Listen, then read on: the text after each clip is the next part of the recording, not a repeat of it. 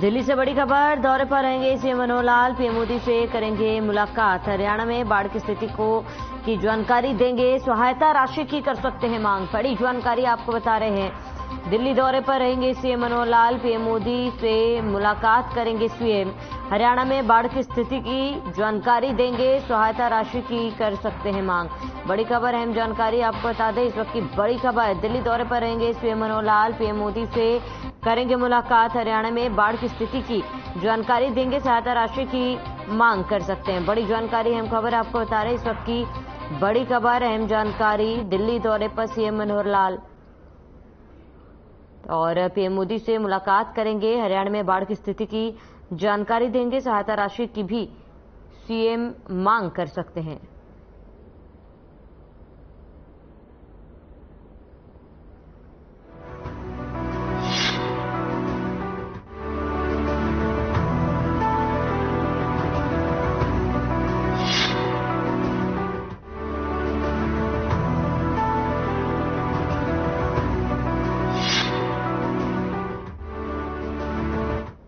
खबर पंचकुला से, जहां हरियाणा विधानसभा अध्यक्ष एवं पंचकुला विधायक ज्ञानचंद गुप्ता मुआयना करने के लिए घग्गर पहुंचे। साथ ही आपको बताते कि ज्ञानचंद गुप्ता ने घग्गर में बहे हुए हर्बल पार्क का निरीक्षण किया, जहां हर्बल पार्क में नुकसान को लेकर अधिकारियों से जानकारी भी ली गई। इसके साथ ही ज्ञानचंद गुप्ता ने अधिकारियों को भी कड़ी फटकार लगाई है। इसी बीच ज्ञानचंद गुप्ता ने कहा, घग्गर की तलहटी में कुछ बच्चे और लोग उतरे हुए हैं, प्रशासन बेखबर है। गुप्ता ने कहा, प्रशासन ने धारा 144 केवल कागजों में लगाई हुई है, असर नहीं दिख रहा। अधिकारी यह सुनिश्चित करें घग्गर और इसके आसपास कोई भी लोग ना उतरे।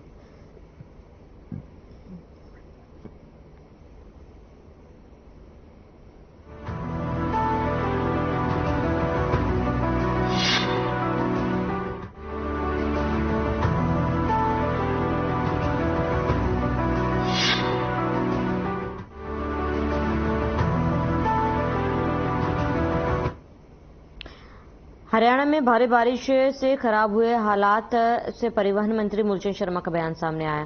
पंचकुला से लेकर फरीदाबाद तक बारिश के चलते जलभराव देखने को मिला है। वहीं उन्होंने बताया है कि बारिश के चलते किसानों को काफी नुकसान हुआ, आमजन को भी परेशानी हुई, रास्ते बंद हो गए। जल्द ही सरकार सभी बंद रास्तों को बहाल कर देगी, लेकिन अभी भी यमुना उफान पर है और एक बड़ी समस्या बनी हुई है। वहीं फ्लड कंट्रोल के नाकामी के सवाल पर मूलचंद शर्मा ने बताया कि अब बैठकों से काम नहीं चलेगा, धरातल पर अधिकारियों को काम करना होगा। अब से जून के महीने में ही सभी सीवरेज और नहरों की सफाई कर दी जाएगी। भारी बारिश को लेकर नेता विपक्ष भूपेंद्र सिंह हुड्डा के दिए गए बयान परिवहन मंत्री मूलचंद शर्मा ने पलटवार करते हुए बोला कि सरकार जलभराव से निपटने में पूरी तरीके से सक्षम है।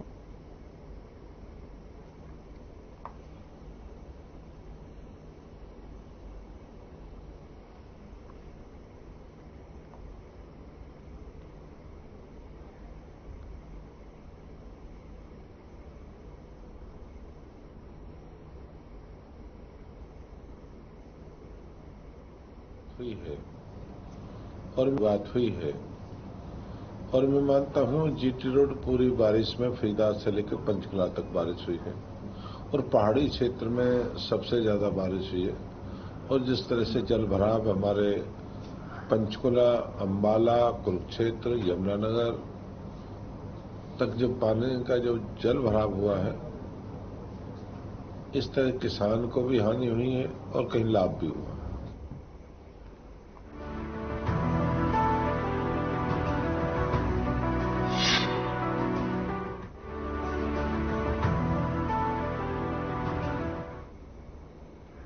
वहीं पहाड़ों पर लगातार हो रही बरसात के चलते इन दिनों कई सारी नदियां उफान पर है। यमुनानगर के रंजीतपुर इलाके में सोम नदी में भी उफान देखने को मिला, जिसके चलते हिमाचल और हरियाणा को जोड़ने वाला एकमात्र पुल का एक हिस्सा क्षतिग्रस्त हो गया है। एक पुल के टूटने से हरियाणा हिमाचल का संपर्क इस रास्ते से पूरी तरह से टूट चुका है। तो वहीं यमुनानगर के कई गांव इस पुल की दूसरी तरफ, जिनका संपर्क भी अब शहर से टूट चुका है, और ऐसे में पुलिस ने पुल के दोनों तरफ बैरिकेडिंग कर वाहनों के आवागमन पर भी रोक लगा दी है। बारिश से प्रभावित क्षेत्रों का जायजा लेने के लिए प्रदेश के शिक्षा मंत्री कंवरपाल गुर्जर अधिकारियों के साथ बाढ़ प्रभावित इलाकों में दौरे पर हैं। इस दौरान उन्होंने लोगों से बातचीत की और उनकी समस्या को जाना और उन्हें दूर करने के लिए अधिकारियों को दिशा निर्देश दिए।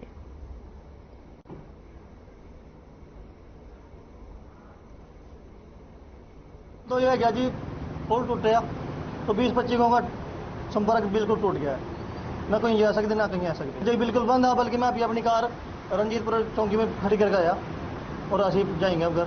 हिमाचल को जाने वाला रास्ता है बिल्कुल बंद है। अगर कोई आदमी बीमार हो जाए या किसी को बच्चे हो जाए वो कैसे जाएगा? यहाँ से भी रास्ता बंद है और शेरगढ़ जो नदी है वहाँ से भी रास्ता बंद है। बिल्कुल सब ब्लॉक है। दोनों टूट चुके हैं। वो दोनों टूट चुके हैं। वहाँ भी इतना पानी है कि वहाँ बाइक या कार आर पार नहीं हो सकती।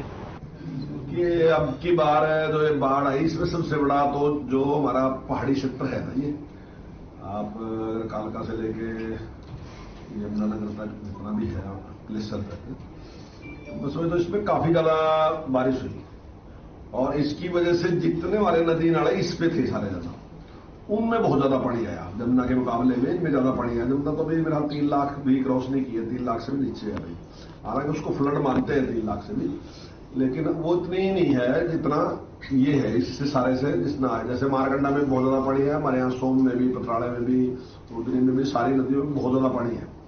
और हमारे यहाँ एक नाला है जिसको नागड़ खाड़ा बोलते हैं, मेरे गांव से ऊपरली साइड में है वो। उसकी एक जो है वो ड्रेन जो है उसके टूटने की वजह से भी बहुत ज्यादा पानी आएगा और सारे खिजराबाद में काफी नुकसान कर दिया। खिजराबाद में जितनी दुकानें भी है, बाजार भी है, उसमें दुकानों में पानी घुस गया और गांवों में भी, घरों में भी लोगों के पानी घुसा है, तो काफी नुकसान उससे हुआ है।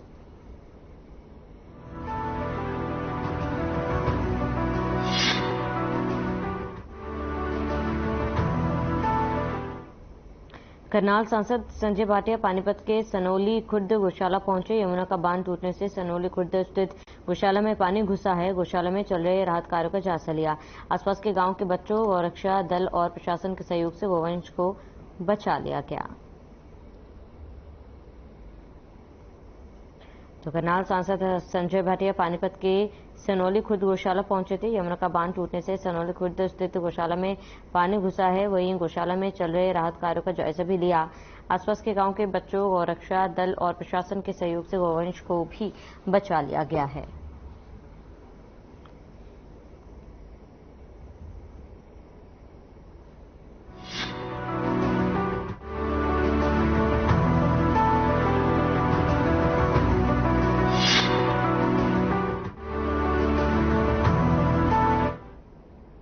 वहीं कुरुक्षेत्र के दबखेड़ी गांव के कुरुक्षेत्र ड्रेन का नाका भारी बारिश की वजह से टूट गया है, जिसके बाद कुरुक्षेत्र शहर की तेजी से बाढ़ का पानी बढ़ रहा है। इस पर विधायक सुभाष सुधा ने कहा है कि हमारी कोशिश रहेगी कि लोगों को किसी भी तरह की दिक्कत का सामना न करना पड़े। बता दें कि कुरुक्षेत्र शहर की सड़कों पर जलभराव देखने को मिला। माना जा रहा है कि अगले 24 घंटे में मौसम का यही मिजाज रहा तो स्थिति नाजुक बन सकती है।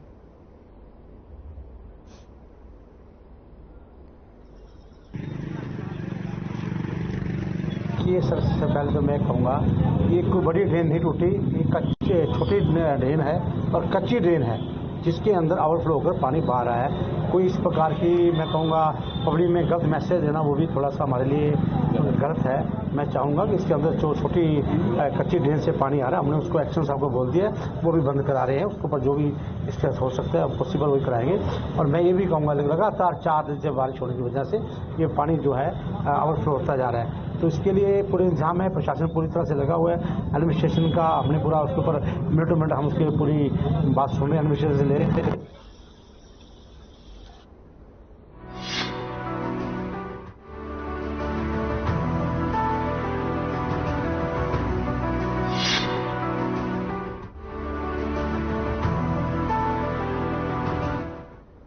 पूरे प्रदेश में बारिश के बाद बाढ़ जैसा हालात बने हैं और ऐसे में कुरुक्षेत्र पुलिस भी प्रशासन बाढ़ बचाव कार्य में सहयोग दे रहा है। बाढ़ में फंसे लोगों को निकालकर पुलिस सुरक्षित स्थान पर पहुंचा रही है। कुरुक्षेत्र पुलिस अलर्ट मोड पर है। साथ ही पुलिस अधीक्षक ने सभी कर्मचारियों को अपनी ड्यूटी पर हाजिर रहने के आदेश जारी किए हुए हैं। बता दें कि कुरुक्षेत्र से गुजरने वाली मारकंडा नदी और अन्य नदी में जल का प्रभाव बढ़ गया है और पानी जिले के कई गांव में घुस गया है, जिसके चलते वहां रह रहे लोगों को परेशानी का सामना करना पड़ा है। पुलिस प्रशासन के अनुसार मंगलवार को पुलिस की टीमों ने गांव चढ़ूनी में पानी की निकासी करवाई। दबखेड़ी में फंसे लोगों को न सिर्फ निकाला बल्कि उनको खाद्य सामग्री, फल आदि भी वितरित किए गए। इसके साथ बचाव कार्य में लगे मजदूरों को फल वितरित किए गए।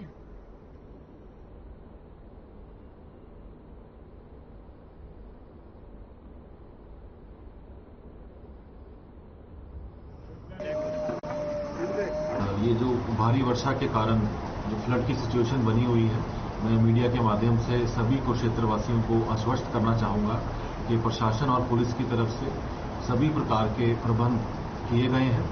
एक हेल्पलाइन नंबर फ्लड से संबंधित जारी किए गए हैं। ये 1070 1077 1070 और 1070। इसके अलावा आप 112 नंबर पे भी कॉल करके किसी भी प्रकार की मदद है या राहत कार्य के संबंध में जो आपको जो मदद चाहिए इन नंबर पे कॉल कर सकें।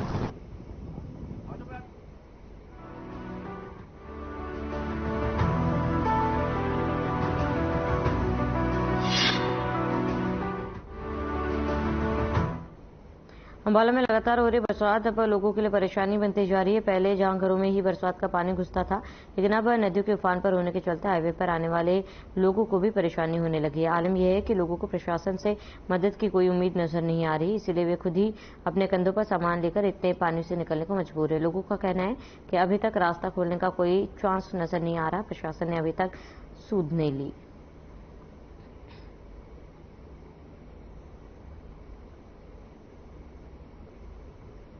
सर, मेरा नाम सागर है। मैं राजस्थान से आया हूँ, चंडीगढ़ जाना है सर।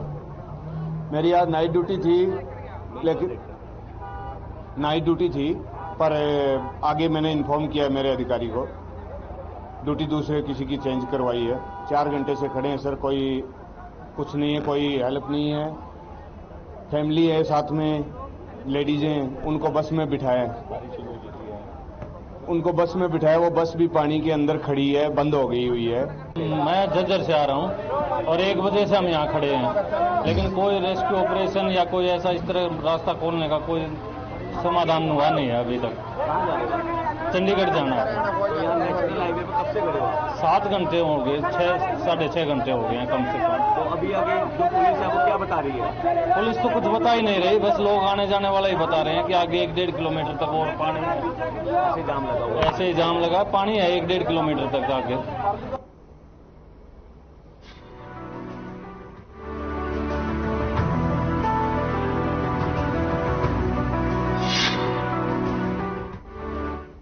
कुरुक्षेत्र से ऋषिकेश, हरिद्वार और कुरुक्षेत्र से देहरादून, सहारनपुर के लिए बस की शुरुआत की गई।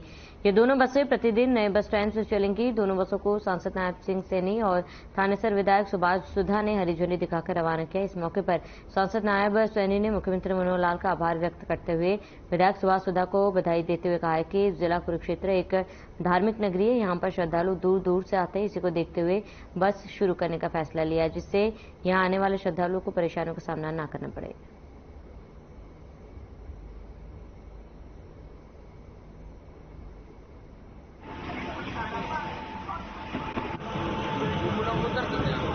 बहुत दिनों से हमारे क्षेत्रों के वासियों की, खास तौर पर जो उत्तराखंड के निवासी यहाँ पर रह रहे हैं, उनकी ये डिमांड थी कि 2 बसें यहाँ से, एक हरिद्वार के लिए और एक देहरादून के लिए स्पेशल चलाई जाए। आज हरियाणा सरकार के माध्यम से प्रदेश के मुख्यमंत्री के मार्गदर्शन में, आदरणीय हमारे बड़े भाई श्री नायब सिंह सैनी के मार्गदर्शन में आज इन दोनों बसों को यहाँ से रवाना किया। मैं बधाई देना चाहूँगा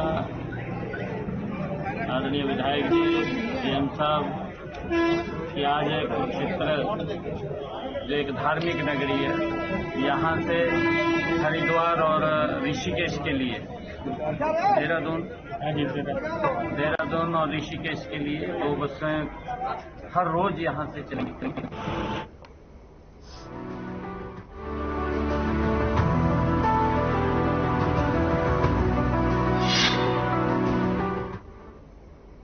खबर पुंडरी से, जहां टमाटर के दामों ने रिकॉर्ड बनाना शुरू कर दिया। जहां एक तरफ टमाटर के दाम आसमान को छूने लगे, वहीं टमाटर 200 रुपए किलो तक दुकानदार बेचने को मजबूर हुए। इस बीच पुंडरी सब्जी मंडी के दुकानदारों ने बताया कि भारत भर में हो रही बरसात की वजह से सभी सब्जियों की फसलें बर्बाद हो गई। साथ ही बताया कि चारों तरफ बारिश होने की वजह से टमाटर के साथ लगभग सभी सब्जियों के दामों ने भारी उछाल किया।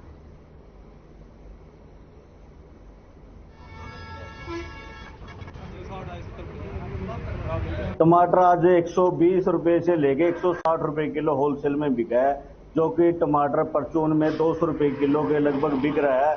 और पिछले अगर हम बात करें तो 1 महीना पहले टमाटर, यही टमाटर हमने 20 रुपए किलो होलसेल में बेचा था और रिटेल में 30 रुपए किलो बिकता था।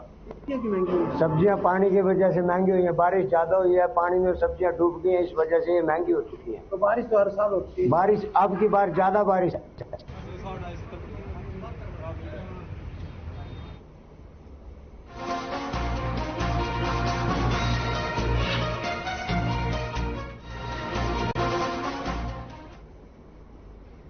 खबर रेवाड़ी से है, जहां भारी बारिश के चलते लोगों को भारी परेशानियों का सामना करना पड़ रहा है। बता दें कि देश के 7 राज्यों में रेड अलर्ट जारी कर दिया गया, जिसमें हरियाणा भी शामिल है। प्रदेश सरकार की ओर से पहले से ही बाढ़ नियंत्रण के पुख्ता बंदोबस्त किए गए हैं, लेकिन फिर भी सरकार द्वारा लोगों को हिदायत दी गई है कि वह जरूरी समय पर ही घरों से बाहर निकले, क्योंकि जलभराव जैसी समस्याएं सिम के लिए पुलिस प्रशासन का सहयोग करना जरूरी है। मंत्री डॉक्टर बनवारी लाल ने पूर्व सीएम भूपेंद्र सिंह हुड्डा द्वारा बाढ़ नियंत्रण कर सरकार द्वारा पहले से पुख्ता इंतजाम न करने के बयान पर कहा कि पूर्व मुख्यमंत्री के आरोप बेबुनियाद है। उन्होंने कहा कि बाढ़ नियंत्रण के लिए सरकार के पहले से ही पुख्ता इंतजाम है।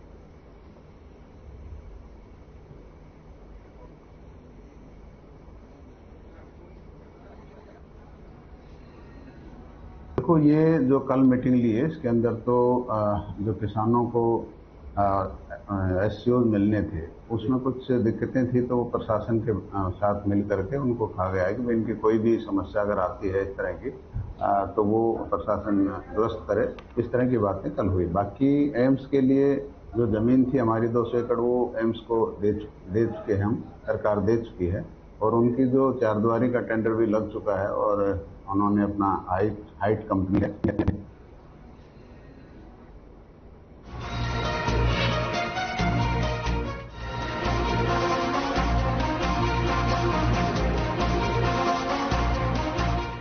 बहादुरगढ़ में एक शख्स की चाकू से कूदकर हत्या का मामला सामने आया। वारदात पटेल नगर में देर रात समय हुई है। घटना की सूचना मिलते ही डीएसपी पुलिस टीम के साथ मौके पर पहुंचे और मामले की जांच में जुट गई।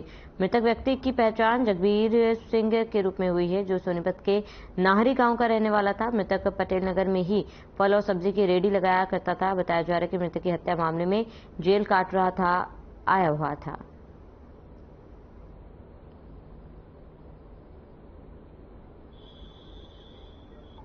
यहाँ पर इसका नाम मृतक जगबीर सिंह है, मासी नाहरी गांव का रहने वाला है, और अभी तक इसके वारिस जो इसका साड़ा है वो भी आने लग रहा है। और प्रथम दृष्टि देखने से मर्डर है, जैसे इसके परिवार वाले के बारे में स्टेटमेंट देंगे उसके मुताबिक।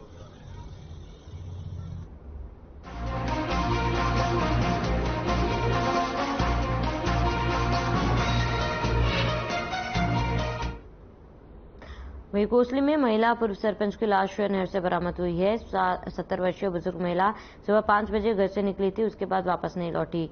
गुड़ियानी पंप हाउस पर नहर के पानी में शव तैरता देख पुलिस को सूचित किया गया। दरअसल मृतक पूर्व सरपंच संतरा देवी कोसली के गांव कान्हड़वास की रहने वाली। परिवार के मुताबिक संतरा देवी सुबह उठने के बाद से कुछ देर घर में टहली और फिर 5 बजे रोजाना की तरह घर से सैर करने के लिए निकली थी। काफी देर तक घर नहीं आई तो उसकी तलाश शुरू की गई, लेकिन कुछ पता नहीं चल पाया। सुबह 9:30 बजे किसी शख्स ने कोसली के गुड़ियापानी पंप हाउस पर नहर के पानी में एक शव देखा। उसने उसकी सूचना तुरंत पुलिस कंट्रोल रूम को दी। इसके बाद मौके पर पहुंची पुलिस ने आसपास के लोगों की मदद से शव को बाहर निकाला, जिसके बाद उसकी पहचान संतरा देवी के रूप में हुई है।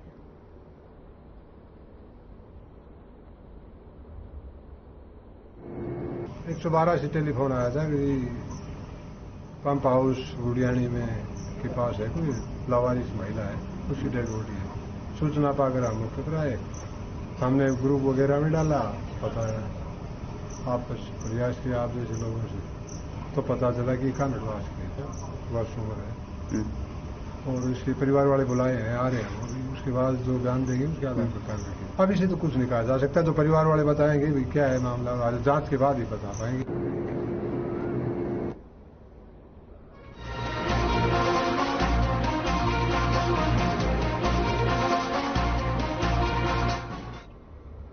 झज्जर में एक बार फिर तेज रफ्तार का कहर देखने को मिला। हरिद्वार से भगवान शंकर का जलाभिषेक करने के लिए कावड़ लेकर आ रहे एक युवक को अज्ञात वाहन ने अपनी चपेट में ले लिया। मृतक की पहचान अमन के रूप में हुई है, जो झज्जर के कानूनगो मोहल्ला का रहने वाला था। कावड़ लेकर आने के बाद जब अमन झज्जर गुरुग्राम मार्ग के फ्लाईओवर पहुंचा तो उसी दौरान तेज रफ्तार से आए एक अज्ञात वाहन ने उसी अपनी चपेट में ले लिया। हादसा इतना जबरदस्त था कि गंभीर चोट के चलते युवक ने मौके पर ही दम तोड़ दिया।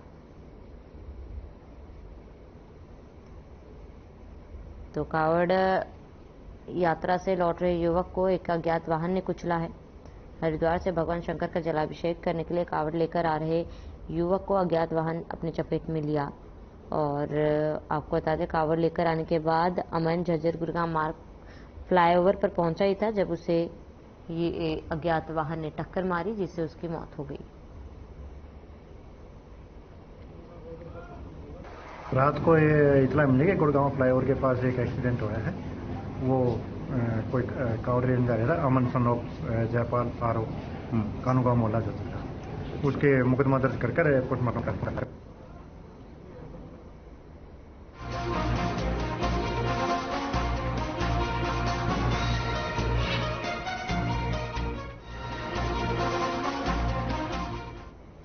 झज्जर में हुई भारी बरसात के कारण जहां शहर में जगह जगह जलभराव की स्थिति पैदा हुई है, वहीं सरकारी अस्पताल में भी जलभराव देखने को मिला। अस्पताल परिसर के साथ साथ सरकारी क्वार्टरों और शवगृह के बाहर भी भारी जल जमाव देखने को मिला है। बता दें कि जल जमाव की सूचना पर जब सीएमओ डॉक्टर बरमदीप ने मौके पर जायजा लिया तो तुरंत पानी निकासी के लिए आदेश दिए। 3 पंपों की मदद से पानी निकासी कराने की व्यवस्था की गई। अस्पताल में इलाज के लिए आने वाले लोगों को भी जलभराव के कारण समस्या झेलनी पड़ी।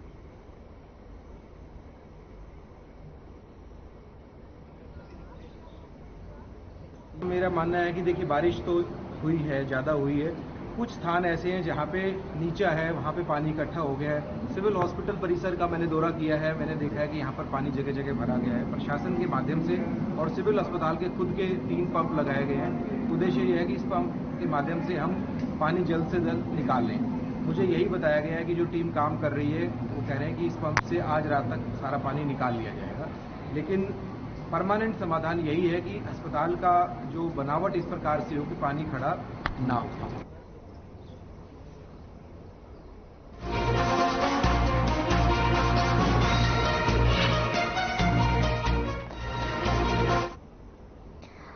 वहीं मूसलाधार बारिश की वजह से घग्गर में पानी का उफान बढ़ रहा है, जिससे कि निचले इलाकों में खतरा बना हुआ है। एसडीएम पाद गुप्ता ने घग्गर नदी के निचले इलाकों का दौरा किया, वहीं निचले इलाकों के लिए अलर्ट भी जारी कर दिया। नदी में बढ़ रहे पानी से नीचे इलाकों को काफी खतरा है, ऐसे में किसानों के लिए भी एक बड़ी समस्या बनी हुई है। एसडीएम ने निरीक्षण कर सभी अधिकारियों को निर्देश दिए। नदी पर पुख्ता इंतजाम किए गए हैं, वहीं आसपास के इलाकों के लोगों को सतर्क रहने के भी आदेश दिए।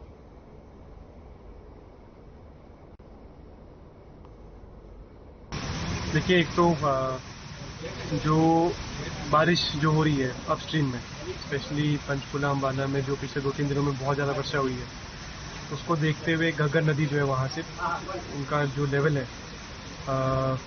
काफ़ी जो है खतरे के लेवल पे वो पिछले 1-2 दिन से बह रही है। वो पानी जी धीरे धीरे बहते हुए कैथल से होते हुए सिरसा में जो पंजाब से होते हुए एंटर करते हैं, उसको देखते हुए एक जो फ्लड की सिचुएशन ना बने उसकी तैयारी को देखते हुए एक बार हम लोग जो है घग्गर नदी पे जो स्टार्ट करते हुए हम लोग यहाँ नीचे डाउन स्ट्रीम जा रहे हैं और बीच बीच में क्या व्यवस्थाएं की गई हैं। हमारे जो इरिगेशन के बंद है उनकी क्या स्थिति है, बीच में 2-3 गांव में पंचायत के जो बंद बने हुए हैं उनको भी देखा गया और बाकी उसमें और अरेंजमेंट क्या करने हैं तो पूरी स्थिति को जायजा लेते हुए हम लोग जो है ये सुनिश्चित करना चाहते हैं कि अगर क्योंकि घग्गर पे अगर देखें हमारे ज़िले में उसका लेवल भी जो है पिछले 1-2 दिन से काफ़ी थोड़ा बढ़ गया था, अभी बढ़ रहा है। तो उसको देखते हुए हमारी इनकेस अगर पानी और बढ़ता रहता है तो हमारे जो गांव है उसमें पानी ना घुसे उसमें, और हम लोग एक ग्रेडेड तरीके से जो है अवेयर तरीके से हम लोग उस स्थिति को डील करें।